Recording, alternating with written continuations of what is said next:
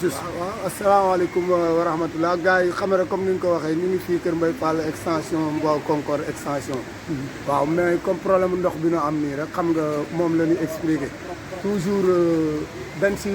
waxtaan ne nag ñu ñu war a waxtaanal expliqué leen nit ñi fi nekk di ko dund chaque at. tey nag dafa ëpp ndax miir bii nii gis nga li mu impacté fii indi ko mooy ndox bi instant bi fu mu doon jaar mënatul dem en plus que liñ doon ragal pour nit ñi di inondé dugg na si kër yi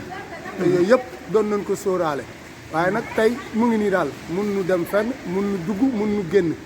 mun nu nelaw mun nu xëy bay liggéey bay tal dara koo xam nag da ngay taqale rek boo bëggee topp nag di lijjanti ay mbiru ndox tamit encore doo am foo jëm dafay xaw a metti quoi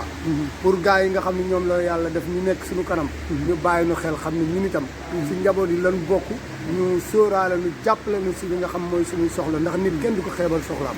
te ku fi ñëw rek xam lu xew est-ce que waa maire bi ñëw nañ fi xool leen gëstu leen ba xam nan ngeen dundee ci ndox mi avant nawet bi waa maire bi gi wax nañ leen suñuy doléance àgg na si ñoom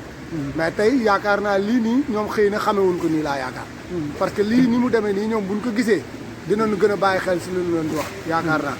waaw parce que jàpp naa ni tamit ñoom it dinañu boole seen waa kër rek te ñu ngi si seen njaboot lañ bokk kon nag lii moom mu ngi nii daal ndox yi ñuy gas yëpp muy ñëw si ñun lay mujje te saa yu ñu waxee ñun ñu bàyyi leen ndox mi mu jàll te bàyyi mu jàll bi yëpp mooy bu amee problème du ñu gis kenn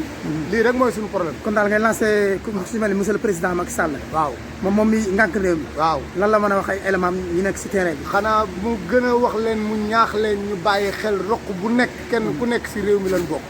comme ñun si bokkee am na yeneen quartier yu mel comme ñun xam naa ñu mel ni di dund si lii président Macky Sall président Sénégal yi yëpp la kon ñi nga xam ne ñoom lay waxal na wax ak ñoom pour ñu jàppale nu ñu taxaw si mbiru askan bi ñun pare nañu pour ànd ak képp koo xam ne si ñëw na pour liggéey pour defar ndax ñun fii ñoo fi dëkk ñun pare nañu pour defar ko am nañ fi ay comité lépp lu taxaw pour da àndandoo defar mais nañu am ñu nu accompagner rek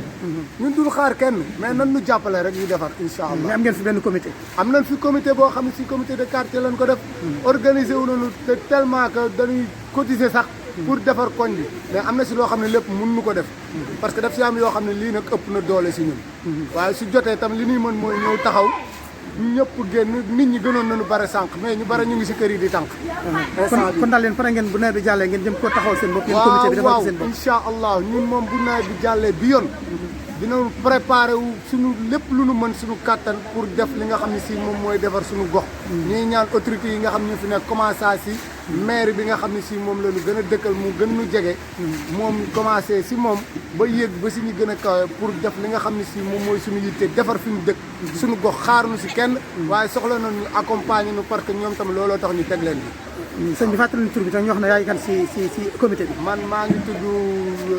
Ndiouga Diop mais Vieux lan may wax fii boo fi duggee Vieux ngay wax Vieux Diop rek boo ko waxee ñëpp xam nañu si comité bi wàllu information nag laa yor si wàllu comité boobu waaw délégué de quartier Arda Ndaw foofu la ñu gën a féetewoo